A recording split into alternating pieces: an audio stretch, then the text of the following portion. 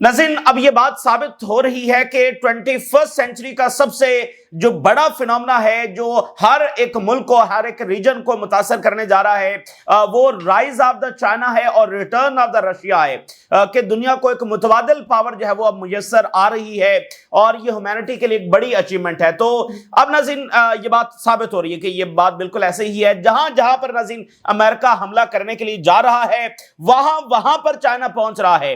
America हमला करने की धमकी दे रहा है और चाइना जो है उस मुल्क को बचाने की हिमायत कर रहा है, उस मुल्क के साथ खड़ा हो रहा है, अमेरिका को जो है वो वार्निंग जारी कर रहा है। अभी चाइना की जो बहुत बड़ी अनाउंसमेंट सामने आ रही है, चाइना ने यह कहा है कि हम नाइजीरिया के साथ खड़े हैं और अमेरिका को खबरदार किया है कि वो नाइजीरिया के खिलाफ किसी भी किस्म का मिलिट्री अटैक ना करे और इसकी कोई जस्टिफिकेशन नहीं है। इससे पहले चाइना ने खुलकर जब वेनेजुएला की सपोर्ट की और कहा कि किसी सूरत हम इस चीज को अफोर्ड नहीं करेंगे कि अमेरिका जो है वो मिलिट्री अटैक करे वेनेजुएला के ऊपर। और अब अमेरिका जब नाइजीरिया पर हमले की तैयारी कर रहा है तो चाइना जब नाइजीरिया के साथ इस वक्त खड़ा हो रहा है। तो आप देखें ना कि एक मुतबादल पावर, इससे पहले क्या था कि जब सोवियत यूनियन कोलैप्स हो गया तो उसके बाद अमेरिका का गलबा हो गया, इराक पर हमला कर दिया, शाम पर कर दिया, लीबिया पर कर दिया, क्योंकि दूसरी तरफ इन मुल्कों को बचाने के लिए कोई मौजूद नहीं था। तो अमेरिका का जिस पर दिल चाहता वो हमला कर देता।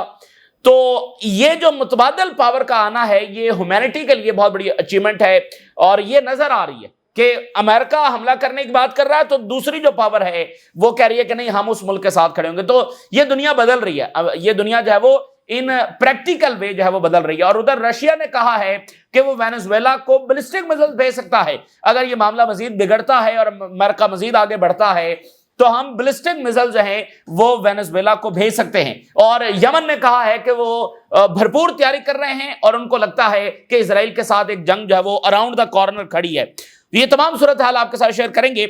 नाज़रीन, इस वक्त चाइना जो है वो बड़े प्रैक्टिकल अंदाज के अंदर बैलेंस ऑफ पावर को बदल रहा है। चाइना जो है वो अपने इत्तेहादियों को टेक्नोलॉजी शेयर कर रहा है।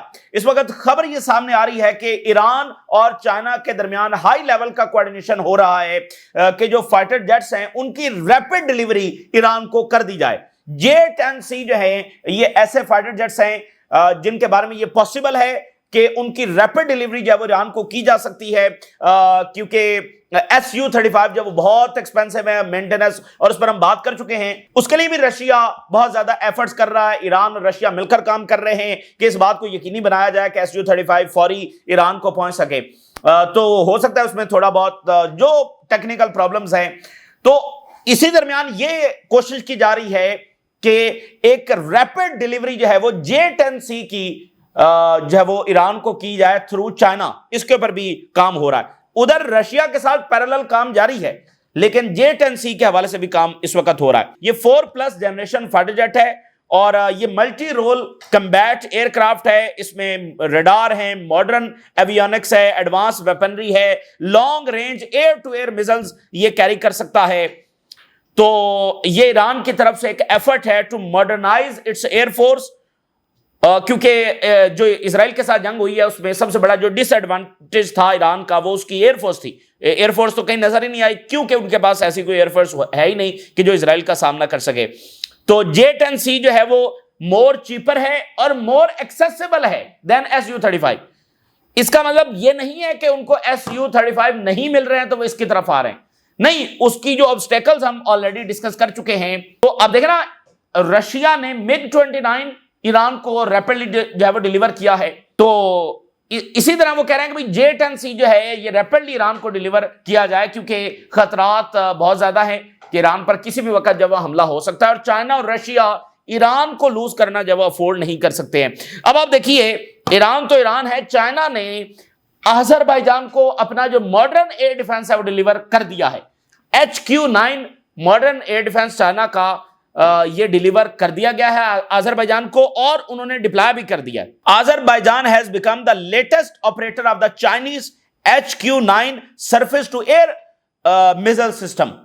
और जो मिस्र है उसको भी चाइना ने ये वाला एयर डिफेंस जो है वो डिलीवर किया है और पूरी पॉसिबिलिटी है कि ये ईरान को ये वाला एयर डिफेंस जो है वो डिलीवर कर दिया गया है और जेट्स के ऊपर जो वो बात चल रही है। तो देखिए, ये वो मुल्क हैं جو کب سوچ سکتے تھے کہ ان کو اتنے ایڈوانس ایئر ڈیفنس ملیں گے، وہ فائٹر جیٹس کے بارے میں سوچیں گے، ایڈوانس ویپنری جب ان کو حاصل ہوگی، تو وہ تو امریکہ کا غلبہ تھا۔ اور امریکہ نے کیا کیا ہے مڈل ایسٹ میں؟ صرف اسرائیل کو دیے، اور اسرائیل نے جو کچھ مڈل ایسٹ کے ساتھ کیا وہ آپ کے سامنے ہے۔ تو وہ تو ایک ریجن میں کسی ایک کو چودھری بنا کے اس کو دے دیتے تھے، اور پھر اس کی جوتے کی نوک کے نیچے جب سب کو رکھتے تھے۔ تو جو دوسرے ملک ہیں وہ بے بس تھے اور کچھ بھی نہیں کر سکتے تھے۔ لیبیا کے ساتھ اتنی بڑی ناانصافی ہوئی، ان کا پہلے نیوکلیر پروگرام لیا گیا، پھر ان کو اٹیک کیا گیا، ان کو تباہ کیا گیا، ان کا سونا جب وہ لے لیا گیا، اور ان کے ملک کو جب ڈسٹرائے کر دیا گیا، آج تک وہ ڈسٹرائے ہے۔ عراق کے ساتھ اتنی بڑی زیادتی جب کی گئی، لیکن متبادل کون تھا کہ جو امریکہ کو روکتا؟ تو یہی وہ تبدیلی ہے جو ایک ایک چیز کو امپیکٹ کرنے جا رہی ہے۔ تو اس لیے چائنا کا رائز جو ہے وہ آپ کہہ لیں کہ ہر ایک تنازع کو امپیکٹ کرنے جا رہا ہے۔ اچھا، اب اسی درمیان جو ہے وہ انصار اللہ کے جو سربراہ ہیں ان کی سپیچ ہوئی ہے کچھ ہی دیر پہلے، اور انہوں نے جو بات کی ہے بڑی امپورٹنٹ ہے۔ انصار اللہ کے سربراہ یہ کہہ رہے ہیں کہ اسرائیل کے ساتھ ایک اور راؤنڈ جو ہے وہ ناگزیر ہے۔ اسرائیل کے ساتھ ہماری جنگ ہونے جا رہی ہے، اور یہ نظر آ رہا ہے کہ اس جنگ کو ٹالنا ناگزیر ہے۔ ابھی ویسے 2 دن قبل جو اسرائیلی ڈیفنس منسٹر ہے اس نے یمن کو دھمکایا بھی ہے، اور نتنیاہو نے بھی کل دھمکی لگائی ہے، اور آج انصار اللہ کے چیف کہہ رہے ہیں کہ اسرائیل کے ساتھ ہماری ایک اور جنگ ناگزیر ہے، اور اس کے لیے ہم بھرپور طریقے سے تیار ہیں۔ Confirmed that a new round of escalation with the Zionist enemy is inevitable. This statement comes just 2 days after کہ جب نتنیاہو اور اسرائیلی ڈیفنس منسٹر نے دھمکایا ہے کہ ہم اٹیک کریں گے، تو اس کے بعد یہ اسٹیٹمنٹ جب وہ آ رہی ہے۔ لیبنان کی یہی صورتحال ہے، ایران کی یہی صورتحال ہے، تو کوئی بہت بڑا آتش فشاں جو ہے وہ آنے والے دنوں میں ایکسپلوڈ ہو سکتا ہے۔ نائجیریا نے کہا ہے کہ ہماری فورسز ہائی الرٹ ہیں۔ نائجیرین officials affirmed the country is on high alert. پورا ملک اس وقت ہائی الرٹ ہے Nigeria to protect its sovereignty from any potential US military action. کیونکہ امریکہ جو ہے وہ کسی بھی وقت اٹیک کر سکتا ہے، اور ٹرمپ نے جو افریقہ کی کمانڈ ہے، جیسے سینٹ کام ہے تو مڈل ایسٹ کی کمانڈ ہے، تو اسی طرح افریقہ کی بھی کمانڈ ہے، تو افریقہ کی کمانڈ کے جو لیڈرز ہیں، کمانڈرز ہیں، ان کو ہنگامی طور پر بلا لیا واشنگٹن۔ تو یہ طے ہو رہا ہوگا حملے کے حوالے سے۔ تو نائجیریا کہہ رہا ہے کہ وہ ہائی الرٹ ہے، کسی بھی وقت امریکہ کا حملہ ہو سکتا ہے۔ اب آپ دیکھیے، نائجیریا ایک غریب ملک ہے جیسے مڈل ایسٹ کے، جیسے افریقہ کے باقی ملک ہیں، تو اب چائنا وہاں پر انویسٹ کر رہا ہے، انفراسٹرکچر بنا رہا ہے، ریلویز بنا رہا ہے، روڈز بنا رہا ہے، ایئرپورٹس بنا رہا ہے، انرجی میں انویسٹ کر رہا ہے، تو تھوڑی بہت کچھ امن آ رہا ہے، کچھ بہتری آ رہی ہے، کچھ خوشحالی آ رہی ہے، اور نائجیریا ایک بڑی اکانومی کے طور پر ایمرج کر رہا ہے۔ تو نائجیریا میں اگر تھوڑی سی خوشحالی آنا شروع ہوئی ہے تو امریکہ جنگ سے دھمکا رہا ہے، مطلب کوئی ریزن نہیں ہے، کوئی جواز نہیں ہے۔ تو اب آپ دیکھیے، چائنا ان ملکوں کو انویسٹمنٹ دے رہا ہے، یہاں پر انفراسٹرکچر بنا رہا ہے، اور America west again coming to destroy these countries. تو یہ ملک جب وہ بڑی اچھی طریقے سے سمجھ رہے ہیں کہ کون کیا ہے۔ تو چائنا کی ابھی جناب علی اسٹیٹمنٹ آئی ہے، انہوں نے کہا ہے ہم نائجیریا کے ساتھ کھڑے ہیں، اور کسی صورت ہم امریکہ کو الاؤ نہیں کریں گے، اور امریکہ اگر اٹیک کرتا ہے تو پوری طرح سے ہم نائجیریا کے ساتھ کھڑے ہوں گے۔ China wants US not to interfere in Nigeria. 50% population مسلم ہے، 50% جو وہ کرسچن ہے۔ China has publicly backed Nigeria after Trump threatened possible US military action over alleged religious persecution. انہوں نے کہا کہ ہم پوری طرح سے سپورٹ کرتے ہیں جو نائجیریا کی گورنمنٹ ہے، نائجیریا کے پیپل ہیں، اور جو کہ اس وقت ڈیولپمنٹ کے پاتھ کے اوپر ہیں، جو اس وقت خوشحالی کے راستے کے اوپر ہیں، ان کو اس طرح سے اٹیک کرنا ہم اس کو کسی صورت افورڈ نہیں کریں گے۔ چائنا بہت سختی سے اس بات کی مخالفت کرتا ہے کہ religion, human rights, what ever the excuse, کوئی بھی جواز بنا کر کسی ملک کے اوپر اور نائجیریا کے اوپر حملہ کر دینا، اس کو ہم بالکل نہیں صحیح مانتے ہیں۔ چاہے ہیومن رائٹس کا ایشو ہے، چاہے واٹ ایور دا ایشو ہے، اس کا مطلب یہ نہیں کہ اس ملک کے اوپر جب اٹیک کر دیا جائے۔ تو نائجیریا کے ساتھ چائنا کہہ رہا ہے کہ ہماری اسٹریٹجک کمپریہنسو اسٹریٹجک پارٹنرشپ ہے، اس کا مطلب یہ ہے کہ ہم ملٹریلی بھی اس کو سپورٹ کریں گے، اینڈ ہماری مکمل سپورٹ ہے جو موجودہ گورنمنٹ وہاں پر موجود ہے۔ ارجنگ دا یونائٹڈ اسٹیٹس کہ وہ اوائڈ کرے ریلیجن کو جواز بناتے ہوئے ایک ملٹری اٹیک کرنے سے۔ وہ بڑی اسٹرانگ سٹیٹمنٹ ہے نا, چائنا نے کھل کر جب اپنی پوزیشن واضح کر دی ہے. تو یہی چائنا کا اصل امتحان ہے کہ جب امریکہ کسی ملک کے اوپر حملہ کرے گا تو چائنا کیا اس کے ساتھ جائے گا اور کس حد تک اس کے ساتھ جائے گا. تو جس ملک پر امریکہ حملہ کرنے کی تیاری کر رہا ہے, چائنا کہہ رہا ہے کہ ہم اس کے ساتھ کھڑے ہیں. ویسٹ بینک سے ذرا خبر, اچھا ہیومن رائٹس کے اوپر حملہ ہونے جا رہا ہے نا, تو ذرا غزہ میں بھی دیکھیے اور ویسٹ بینک میں بھی دیکھیے اسرائیل کیا کر رہا ہے. امریکہ کا وہ اتحادی اور وہ اسرائیل جو اپنے آپ کو یہ کلیم کرتا ہے کہ وہ سویلائزیشن کا گارڈین ہے, ویسٹرن سویلائزیشن کا گارڈین. ویسٹ بینک کی ذرا سٹوری دیکھیے. ٹو امریکن جو اسرائیلی نیشنل بھی ہیں, وہ جناب علی ایک کلوز ملٹری زون میں, جو فلسطینی علاقہ تھا جس کو انہوں نے کلوز ملٹری زون قرار دیا ہوا تھا, تو وہاں پر جو فلسطینی خواتین فارمرز ہیں ان کی مدد انہوں نے جا کر کرنے کی کوشش کی. تو اسرائیل نے ان کو 10 سال کے لیے بین کر دیا کہ وہ اسرائیل داخل نہیں ہو سکتی. اسرائیلی نیشنل ہیں اور امریکن نیشنل بھی ہیں. 2 US women get 10-year ban from Israel for entering IDF zone to aid Palestinian olive harvest. یعنی فلسطینیوں کی اس وقت آپ کو پتا ہے وہاں پر جا کر اسرائیلی سیٹلر جو وہ اٹیک کر رہے ہیں, چونکہ آلیو جو ہیں ان کی ہارویسٹ کا اس وقت ٹائم ہے, تو وہ اپنے کھیتوں میں فلسطینی جا رہے ہیں, تو اسرائیلی سیٹلرز وہاں پر آ کر اٹیک کر رہے ہیں. تو اسرائیلی آرمی نے ان ایریاز کو کلوز ملٹری زون, یعنی وہ ایک پیٹرن ہے کہ بھئی یہاں پر کوئی بڑی ملٹری ایکٹیویٹی ہو رہی ہے, وہ فلسطینی فارمرز اپنے کھیتوں میں جا رہے ہیں, تو وہ اس ایریا کو گھیر لیتے ہیں کہ کوئی ان کی مدد کے لیے نہ آئے. تو American and Israeli national 2 women وہ فلسطینی عورتوں کی کچھ مدد, کھانا پینا ان کو دینے کے لیے گئیں, ٹھیک ہے, کھانا ان کو کچھ پانی دینے کے لیے گئیں. 10 سال ان کو اسرائیل سے بین. یہ ہے اسرائیلی سوسائٹی. تو ایک سوسائٹی کیا ایسے ایگزسٹ کر سکتی ہے؟ دنیا کا کوئی بھی ملک, اس کی گورنمنٹ چاہے جتنی ہی ایول کیوں نہ ہو, اس کے لوگ ایسے نہیں ہو سکتے. مشرق سے مغرب تک کسی بھی ملک کی کوئی بھی گورنمنٹ کتنی ہی ایول کیوں نہ ہو, اس کے لوگ ایسے نہیں ہو سکتے. تو اب آپ ذرا دیکھیے کہ اسرائیل کے اندر کیا صورتحال ہے, ان کے سیٹلرز جو کر رہے ہیں. تو یہ پوری سوسائٹی ایک خاص لیول کے اوپر پہنچ چکی ہے. تو یہاں امریکہ کو ہیومن رائٹس نظر نہیں آ رہے, وہاں نظر آ رہے ہیں. سو لیبنان کا معاملہ درمیان میں ہے. لیبنیز گورنمنٹ ابھی تک کھل کر وہ سٹانس نہیں لے پا رہی, درمیان میں باتیں کر رہی ہے لیکن کھل کر وہ سٹانس نہیں لے رہی جو اس کو لینا چاہیے. یہ معاملہ خراب ہے. ڈک چینی کا نام آپ نے سنا ہوگا. ڈک چینی جو ہے وہ امریکہ کا ایک بہت بڑا کردار ہے اور فارمر وائس پریزیڈنٹ ہیں, اور یہ وہ شخص ہیں جنہوں نے وار آن ٹیرر جو ہے وہ آرکیٹیکٹ کی تھی, جنہوں نے افغانستان پر حملہ, عراق پر حملہ, اس سب کے پیچھے یہ والی شخصیت تھے. آج ان کا انتقال ہو گیا 84 ایئرز کے اندر. ڈک چینی, the powerful former vice president who served 4 Republican president, dies at 84. یہ آرکیٹیکٹ تھا جو وار آن ٹیرر تھی, عراق جنگ کا یہ بنیادی کردار یہ تھا. اچھا, اور ان کی ذرا ایک سٹیٹمنٹ دیکھیے.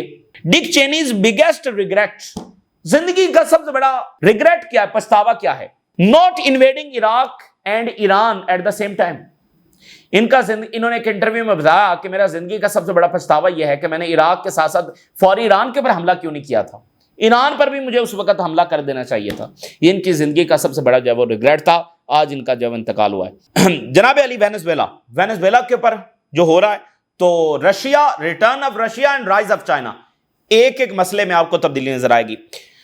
وینزویلا کو بلسٹک میزائل مل سکتے ہیں, آج یہ خبر آ رہی ہے.